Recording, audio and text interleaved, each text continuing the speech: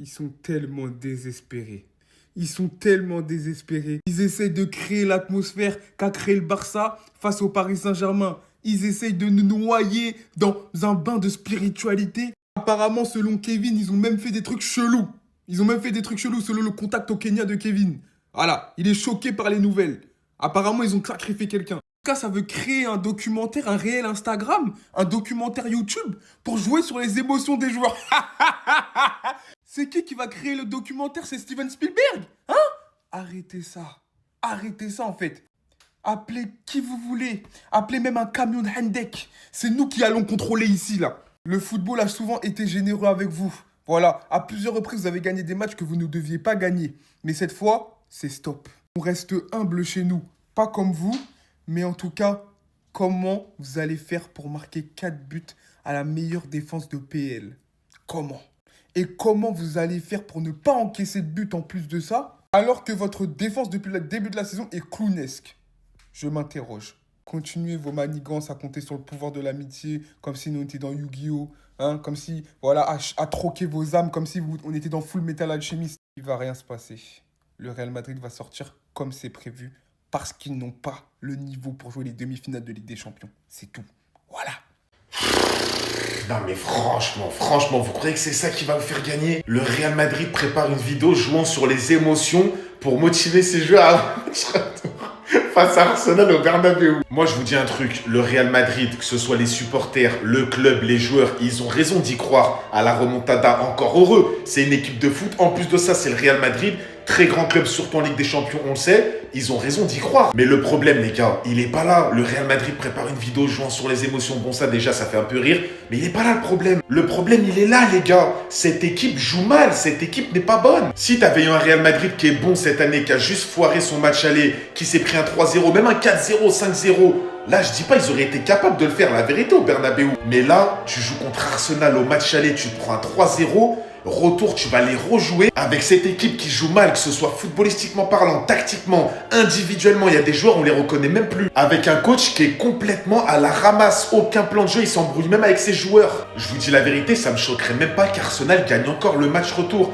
Parce que là, tu vas les jouer, tu dois remonter 3-0. Ça veut dire que tu vas jouer offensivement.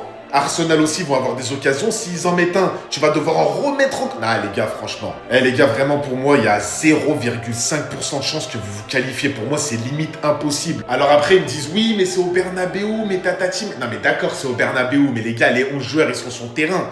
Cette équipe joue mal, cette équipe n'est pas bonne. Encore, ils seraient bons, on pourrait douter. Mais là, les gars, franchement, on verra, mais... Franchement, les gars, sincèrement, dédicace Wesh. Dédicace à Abdé. Vous avez pas honte de nous partager ce genre d'informations? Genre, vous nous partagez ça, ça vous fait kiffer, vous avez pas honte. Vous êtes réellement tombé aussi bas cette saison, les gars? Le Real Madrid prépare une vidéo jouant sur les émotions pour motiver ses joueurs avant le match. Retour face à Arsenal au Bernabéu mercredi. Quand vous nous partagez cette information, les gars, vous avez pas honte. Depuis le début de saison, les gars.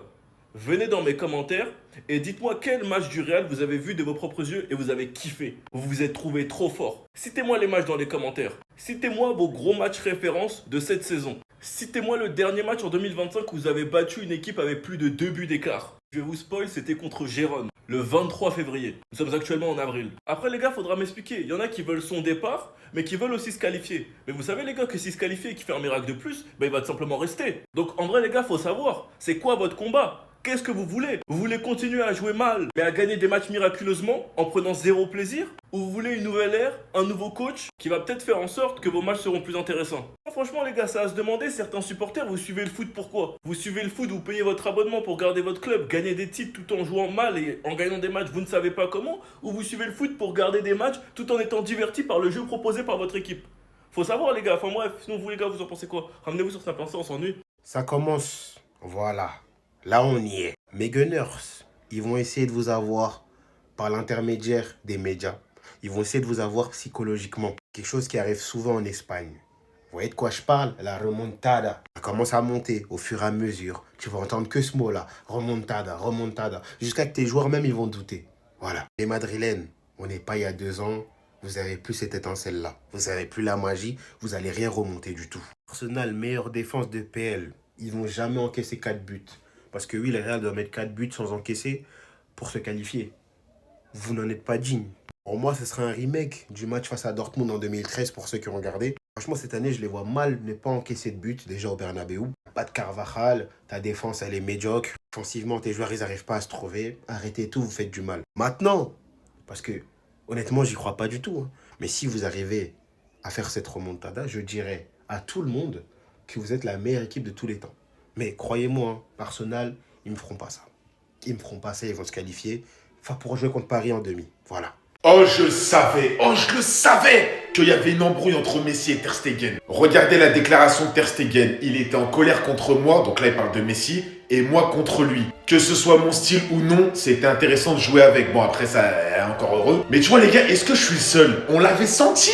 On le savait qu'il y avait un truc entre les deux, ça se voyait même sur le terrain. Les gars, c'est quand même dingue d'en être venu à cette relation. Après, je sais pas pourquoi ils se sont embrouillés, j'étais pas dans le vestiaire, les gars, je joue pas au Barça.